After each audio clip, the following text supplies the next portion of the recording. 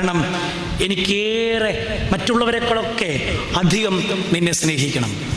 ഇത് ഉത്തരം പറയാനായിട്ട് പ്രാപ്തനാക്കി എന്താണെന്ന് ചോദിച്ചാൽ ഭീമൻ്റെ ഈ അവസാനത്തെ ചോദ്യമാണ്. ഇന്ന് കല്യാണം കഴിച്ചവരൊക്കെ വേണേ അച്ഛന്മാർക്കും ചെന്ന് ചോദിക്കാം. വൈകിട്ട് വീട്ടിൽ ചെന്നിട്ട് കയ്യെ പിടിച്ചിട്ട് ചോദിക്കണം, ഇനി ഞാൻ നിനക്ക് എന്താണ് ചെയ്തു തരാം. ഈ ഒറ്റ ചോദ്യത്തിൽ സ്വർഗം നമ്മുടെ ഇടയിലുണ്ടാകും, ഇല്ലേ? ഭാര്യാഭർത്താക്കന്മാരുടെ ഇടയിലും ഒരു സഭയാകുന്ന ക്രിസ്തുവിൻ്റെ ശരീരത്തിലുമൊക്കെ ഈ ചോദ്യങ്ങൾ പരസ്പരം ഉന്നയിക്കാൻ നമ്മൾ ആർജവത്വമുള്ളവരാകുമ്പം, അല്ലേ, അതിൻ്റെ പേരാ ചാരിറ്റി. അല്ലാതെ കൈ കിടക്കുന്ന 500 നോട്ട് ഇങ്ങനെ എണ്ണി കൊടുക്കുമ്പോഴല്ല നമ്മൾ സാത്വികരാകുന്നത്. സാത്വികരൊന്നും ആകത്തില്ല. ആത്മാർത്ഥമായിട്ട് നമ്മുടെ സഹോദരനോട് നമ്മൾ ചോദിക്കണം, ഇനി ഞാൻ നിനക്ക് എന്താണ്? എന്നെ ഉപേക്ഷിക്കുകയും അവരെന്നെ എന്നേക്കാൾ വിലമതിപ്പുള്ളവനായി കാണുകയും ചെയ്യുന്നിടത്ത് ഇത് നിനുവാചനം ചെയ്തു. മറ്റുള്ളവൻ്റെ